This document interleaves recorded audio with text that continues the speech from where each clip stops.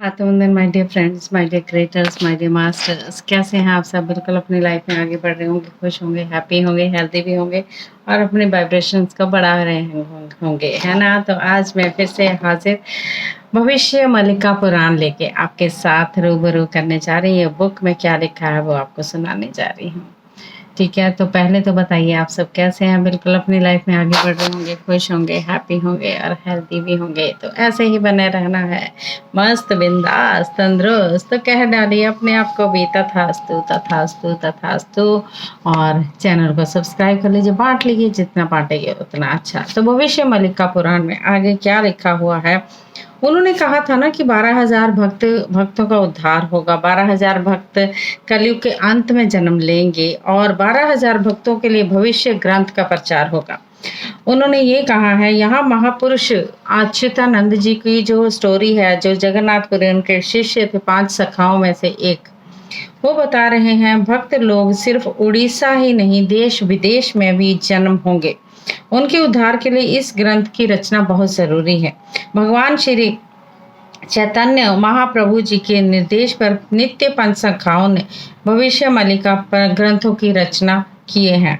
फिर महापुरुष अच्युतानंद दास ने भविष्य मलिका में लिखा है, इनका अर्थ कि जब कलयुग का अंत होगा, भविष्य मलिका का प्रचार होगा। अब देखो, जैसे मैं भविष्य मलिका आपको सुना रही हूँ ना, तो यानी कलयुग का अंत हो रहा है। ठीक है, यानी हो चुका है ऑलमोस्ट पूरा। और आप लोग नहीं इतने पाप पड़ रहे हैं, कलयुग कैसे खत्म हो सकता है गाइस? उसके आने वाला जो टाइम है और इसके बीच का जो संगम है ना, वो चल रहा है। तो भगवान कल की अवतार होंगे, धर्म संस्थापना होगी। उसी अंतिम समय में 12,000 भक्त भविष्य मलिका का प्रचार करेंगे। 3,000 भक्त भगवान कल्कि के अति करीब भक्त बन गए। मैं बहुत खुश हूँ कि आज मैं इस प्रचार में मैं भी शामिल हूँ। आई थिंक मैं भी उन 12,000 भक्तों के बीच में अपने आप को मान रही हूँ। क्यों मेरे मन में आया कि भविष्य मलिका से लेके मैं भी बुक लूँ और मैं आप सबको सुनाऊँ। यस मास्टर्स, भगवान कलिकी के भक्ति के अवतार होंगे। 3,000 भक्त, 256 भक्त मलिका पर प्रचार करेंगे। 64 भक्त कोट दल और 5 सखा नित्य बैकुंठ वासी होंगे। इसके विषय में महापुरुष अच्युतानंद जी लिखते हैं, 64 जो भक्त हैं कोट दल और 5 सखा नित्य बैकुंठ वासी हैं। तो इनमें 5 कहते पांडव भी द्वारा से आएंगे इसमें। और इसके बारे में निम्नलिखित प्रमाण ये भी लिखा है, अर्थात धर्म संस्थापना के कार्य में भगवान कल्कि के साथ 5 पांडव भी रहेंगे, सभी देवता भी रहेंगे, भगवान विष्णु के नित्य पंच सखा भी रहेंगे। ये सब मिलकर भगवान कल्कि को भक्ति और समर्पण से संतुष्ट करेंगे और फिर संसार से उद्धार होंगे। तो सबल महात्म्य का इसमें दूसरे अध्याय में बोला, संभल महात्म्य क्या मतलब है इसका? पौराणिक और शास्त्रिक परंपरा के प्रमाणिक तत्व के अनुसार भगवान कल्कि जो है ना, संभल ग्राम यानी संभल नगर या संभल का क्षेत्र पर जन्म होंगे उनका। पर भारत और विश्व में कई परंपराओं के विचारधारा में भगवान कल्कि इस समय जन्म नहीं होंगे, क्योंकि अभी कलयुग का प्रथम चरण चल रहा है। ये बुक जब लिखी गई थी तब उन्होंने बताया था कि इस टाइम पे जब बुक लिखी 40 साल तक, तब कलयुग का यानी प्रथम चरण उस वक्त चल रहा था। शास्त्रों के अनुसार कलयुग को 4 चरणों में बांटा गया है। एक चरण को 1,08,000 वर्ष माना गया है, लेकिन इस समय कलयुग को 5,128वां वर्ष चल रहा है। इसका अर्थ अभी कलयुग का प्रथम चरण भी अंत नहीं हुआ है। युग गणना के इस तत्व को सभी सनातनी सभ्यता सहमति से स्वीकार करती है। जब ये बुक लिखी गई थी माय डियर फ्रेंड, 600 साल पहले ये बुक लिखी गई थी कि इस टाइम पे ये होगा, इस टाइम पे ये होगा। यानी जब उन्होंने ये भी बताया था कि जगन्नाथपुरी में ये चीजें हो चुकी होंगी, तो डेफिनेटली वो चीजें हो चुकी हैं। ठीक है, आप सबको भी इस चीज में जानकारी नहीं तो आप गूगल में सर्च कीजिए, वो न्यूज देखिए जगन्नाथपुरी में क्या क्या हुआ। ठीक है, और युग गणना के इस तत्व को सभी सनातनी सभ्यता सहमति से स्वीकार करती है। मेरा प्रश्न यह है कि जब भगवान आते हैं, आने से पहले भगवान के क्षेत्र का निर्माण भगवान के क्षेत्र का निर्माण होता है। आज भारत के उत्तर प्रदेश के मुरादाबाद के संभल में कल्कि मंदिर का निर्माण क्यों हो रहा है? गाइस, मुरादाबाद के उत्तर प्रदेश के मुरादाबाद संभल ग्राम में कल्कि मंदिर का निर्माण हो रहा है। बड़ा जोरों शोरों से हुआ है और संभल क्षेत्र एक भव्य कल्कि के रूप में वहां पर क्यों उभर रहा है? इस क्षेत्र महत्वपूर्ण प्रश्न का उत्तर यही है, सारे संसार में भगवान कल्कि के प्रकट होने का बहुत समय करीब है और साथ ही साथ जैसे संपूर्ण विश्व श्री राम, भगवान श्री कृष्ण, भगवान श्री जगन्नाथ, भगवान श्री राम जी के मंदिर कोने कोने में वहां पर मौजूद हैं, ऐसे ही भगवान श्री कल्कि जी के भी जो मंदिर है वो भी भगवान भारत के विश्व के कोने कोने में आने वाले समय में निर्माण होते जाएंगे, क्योंकि अब भगवान कल्कि के आविर्भाव का समय आ चुका है। विश्व का सबसे बड़ा, सबसे पहला और पवित्र कल्कि धाम जो मुरादाबाद के संभल पर बन रहा है, हम उसको बहुत सम्मान और स्वागत के साथ नमन करते हैं। उसी स्थान पर भविष्य में भगवान कल्कि की लीला प्रकाश होगी। भगवान कल्कि एक संभल में जन्मे होंगे। जन्म उनका संभल ग्राम में होगा। उड़ीसा के विरजा क्षेत्र मुरादाबाद के संभल पर भगवान कल्कि की लीला भक्तों के लिए प्रकाश होगी। ये समग्र विश्व की मानव सभ्यता के लिए सबसे बड़ा तत्व है। भगवान महाविष्णु कल्कि की लीला धर्म संस्थापना के बारे में भगवान मल्लिका शास्त्र में संपूर्ण इसका प्रमाण मिल रहा है। ये जो मैं पढ़ रही हूँ, आपको सुना रही हूँ। मुरादाबाद के संभल पर जैसे भव्य कल्कि क्षेत्र का निर्माण हो रहा है, ये सारे विश्व के सनातनी भक्तों के लिए एक युगांतकारी पवित्र संकेत है। और मेरी विचारधारा में मुरादाबाद का संभल एक दिन भगवान कल्कि की लीला भूमि बनेगा। करोड़ों करोड़ भक्त और सारे ब्रह्मांड के भक्तों का उद्धार होगा। कहते हैं, अब इसमें बोला गया है विभिन्न सनातन शास्त्रों में कलयुग अंत के प्रमाण क्या हैं, तो ये बताया जा रहा है। उन्होंने बोला, यहाँ भगवान वेद व्यास पांडु नंदन महाराज युधिष्ठिर को बताते हैं अभी घोर कलयुग चल रहा है और इस समय घोर कलयुग का प्रभाव बढ़ रहा है। इस समय सभी मनुष्य वर्ण आश्रम धर्म छोड़ दिए हैं। वर्ण आश्रम के सारे नियम संसार में लुप्त हो चुके हैं।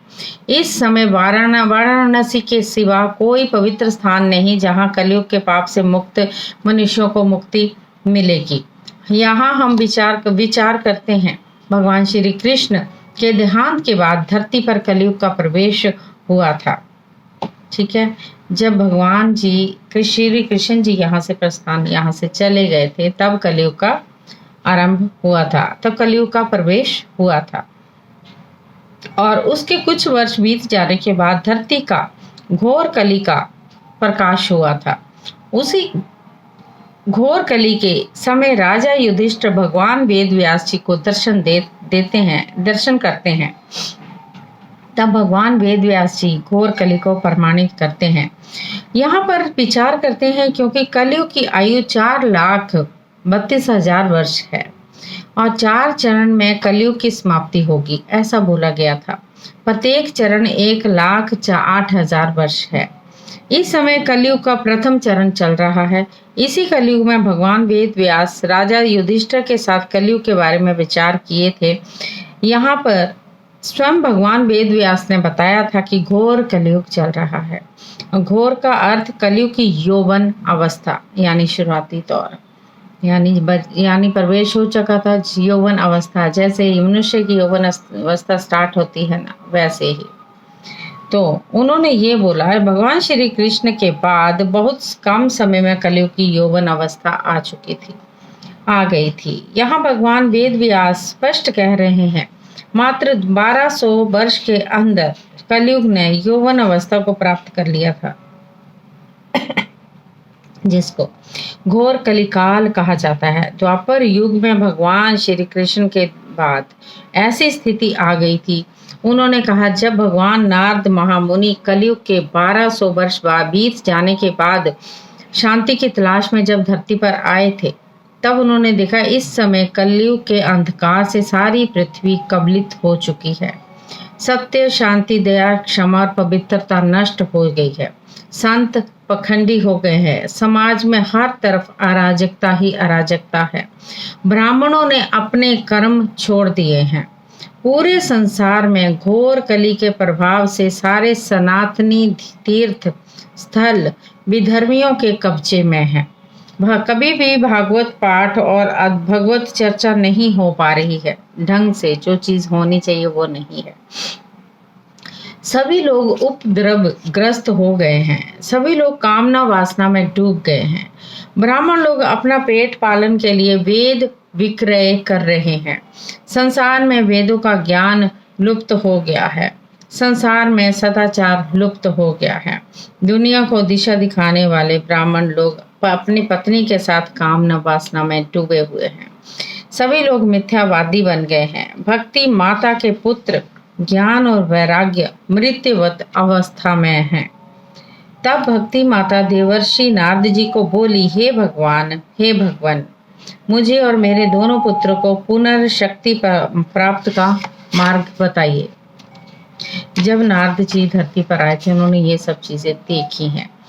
तब भगवान देवर्षि नारद भक्ति माता को बताते हैं, अभी दारुण कलयुग अर्थात घोर कलयुग चल रहा है। इसी कारण आपके पुत्रों की ये दशा है। यहाँ विचार का विषय है कि कलयुग में 1200 वर्ष बीत जाने के घोर कली का समय आ गया है था। ये तत्व बहुत ही गुरुत्वपूर्ण है, जिसका प्रमाण श्रीमद् भागवत महापुराण प्रथम अध्याय में भी मिलता है। यदि 1200 वर्ष में ही कलयुग यौवन अवस्था में था, तब कलयुग की वृद्ध अवस्था 5000 वर्ष होती है माय डियर फ्रेंड्स। ठीक है, समझ में आ गया होगा आपको। आप लोग बोल रहे 4 लाख, यस 4 लाख में 4 चरण होने चाहिए थे, लेकिन इतना घोर कलयुग हो गया तो उसकी आयु जो है कम कर दी गई कलयुग की। इस समय में मालिका शास्त्र में अनेकों प्रमाण मिलते हैं। उन्होंने कहा कि ये बुक लिखी गई 12/2/31 में, जो हिंदी में प्रचार करने लगे थे धीरे धीरे उन्होंने ये चीज़ों को। अब ये चीज़ें हैं कि जब ये चीज़ उपरोक्त श्लोक में इस समय सप्त ऋषि मघा नक्षत्र पर विचरण कर रहे थे, उसी समय कलयुग को 1200 साल की आयु पूर्ण हो गई थी। उसी समय भगवान श्री कृष्ण परम धाम को गमन किए थे। उसके कुछ दिन के बाद मात्र 1200 वर्ष के छोटे समय में कलयुग यौवन अवस्था को प्राप्त हो गया, जिसको यहाँ भगवान वेद व्यास जी प्रमाणित कर रहे हैं। अगर 1200 वर्ष में ही कलयुग को यौवन अवस्था आ गई, तब वृद्धत्व का समय कलयुग के लिए करीब 2400 साल होगा तथा कलयुग और प्रभावशाली रूप से कार्य करेगा। इसके बहुत से प्रमाण पंचसखा में शास्त्र में वर्णन है। 5000 साल के बाद कलयुग का अंत होगा। इसका पूरा प्रमाण इस शास्त्र में लिखा गया है माय डियर फ्रेंड्स। तो कहते हैं कि वेद व्यास जी प्रमाण ये भी कर रहे हैं, कलयुग अंत में चारों वर्ण के लोग शूद्रों के समान हो जाएंगे। गौएं जो है ना, गैया यानी हमारी काव या हमारी गौ माता बकरियों की तरह छोटी छोटी और कम दूध देने वाली हो जाएंगी। वानप्रस्थी और सन्यासी आदि विरक्त हो जाएंगे। ऐसे लक्षण संसार में कहीं कहीं पर देखने को मिलेंगे। और इस श्लोक के अनुसार युग के शेष समय में आकाश में उल्कापात आदि, पृथ्वी पर भूकंप और शरीरों में रोग आदि भयंकर रूप से प्रभावित करते हैं। यस मास्टर्स, तो अब ये चीजें चल रही हैं। कोरोना आया, ठीक है, भूकंप अभी आ रहे हैं, बहुत सारे आ रहे हैं। तो ये चीजें चल रही हैं। तो कलयुग समाप्ति की ओर बढ़ चुका है और चला गया है। आगे जो चीजें आ रही है वो उसके साथ हमें आगे बढ़ना है। यस, भगवान वेद व्यास जी ने भविष्य पुराण में कलयुग के अंत के बारे में ये प्रमाण रखे हैं। जब कलयुग का चतुर्थ चरण आएगा, तब सारे 21 नरक भर जाएंगे। इस कारण यमदेव ब्रह्मदेव जी के पास जाकर स्तुति करेंगे और बताएंगे कि सभी 21 नरक पापियों से पूर्णतः भर गए हैं। अब भगवान को धर्म रक्षा के लिए धरा अवतरण करना होगा। तब इन्होंने बताया हुआ है। धर्म अवतरण यहाँ पर कर चुके हैं। यूनिवर्स कल की अवतार का जन्म हो चुका है। फिर सभी देवता ब्रह्मदेव को साथ लेकर और क्षीर सागर जाएंगे और भगवान श्री जगन्नाथ जी के पास जाकर स्तुति करेंगे। इसका प्रमाण भविष्य मलिका शास्त्र के अनुसार 5000 वर्ष के बाद 21 नरक पाप से पूर्ण हो जाएंगे और कलयुग अंत होकर भगवान कल्कि को अवतार लेना होगा। यहाँ प्रमाण मिलता है भविष्य मालिका शास्त्र के अनुसार कलयुग में पितृ हत्या, मातृ हत्या, स्त्री हत्या, गौ हत्या, शिशु हत्या, जीव हत्या, ब्रह्म हत्या, भ्रूण हत्या, भगनी हरण, कन्या हरण, भाई की पत्नी का हरण, विधवा से स्त्री का हरण, पर स्त्री हरण, गर्भवती स्त्री हरण, पूरी कुमारी हरण, पशु हरण, भूमि हरण, पराया धन हरण, मलेच्छ वेश धारण, ना खाने योग्य खाद्य को खाना, अगम्य में अगमन, अति निराश, कुटुंब वैराग्य, मित्र के साथ कपट, विश्वासघात, निम्न जाति के संग प्रीति करना, नग्न स्नान करना, नग्न शयन करना, मिथ्या भाषण, शास्त्रों की निंदा करना, गो चौराहे, चारागाह, भूमि, शमशान भूमि पर कब्जा करना, माता तुलसी जी की पूजा न करना, विष्णु प्रतिमा को पूजना नहीं, माता पिता की भक्ति न करने के कारण केवल 5000 साल के बाद कलयुग का अंत हो जाएगा। तो ये चीजें हुई है ना गाइस, आप सबको पता है, ये चीजें डेफिनेटली हुई है। जैसे जैसे कि कलयुग के 4 चरणों में 21 नरक के पूर्णता भर जाने की बात यहाँ पर लिखी गई है। इन सब पापों के कारण पापी लोगों की संख्या इतनी बढ़ जाएगी जिससे 21 नरक संपूर्ण हो जाएंगे और युग परिवर्तन होकर भगवान को अवतार लेना पड़ेगा। वह समय सिर्फ 5000 साल में इन पापों के कारण पूर्ण हो जाएगा और युग परिवर्तन होगा। तो यहाँ पर ये बोला गया है कि जो अर्थवेद में रचना है वही तत्व अलग अलग रचना में भी रचना है। चारों युगों की आयु पहले से आकलन हो चुकी है। जैसे सतयुग की 17,28,000 वर्ष, त्रेता युग की थी 12,96,000 वर्ष, द्वापर युग की थी आयु 8,64,000 वर्ष और कलयुग की आयु थी 4,32,000 वर्ष। ये शास्त्रों के द्वारा पहले से ही निश्चित है। लेकिन यहाँ रामचरितमानस के एक दोहे को हम ले सकते हैं। जब जब कोई धर्म की हानि, जब जब हुई धर्म की हानि, बाढ़ ही असुर अधम अभिमानी, कर ही अनीति जही नहीं कर वरनी, सिद्ध गई विप्र धेनु सुरधरनी, तब तब हरि प्रभु विविध शरीरा, हर ही कृपा निधि सज्जन पीरा। यानी अर्थात ये है, इस दोहे का अर्थ ये है, युग की आयु पाप के प्रभाव से कट जाती है और यानी जितने पाप होंगे प्रभाव से कट गई है, कम हो गई है। तब स्वयं भगवान विष्णु उसी समय अवतरित होकर धर्म संस्थापना करते हैं। भगवान महाविष्णु समय को देखकर चारों युगों की आयु को कम कर सकते हैं अथवा बढ़ा सकते हैं। इसी कारण भगवान जगन्नाथ जी के निर्देश पर भविष्य मलिका की रचना हुई, क्योंकि भगवान को पता था कलयुग 5000 वर्ष से नहीं रह सकता है। तो ये जो अध्याय है कलयुग का अंत का प्रमाण ये बताया गया है इसमें, और कुछ चीज़ें ये भी बताई गई हैं गाइस थी कलयुग के अंत में कभी कभी 7-8 साल की बच्ची संतान को प्रसव कीगी, यानी वो बच्चा पैदा करेगी।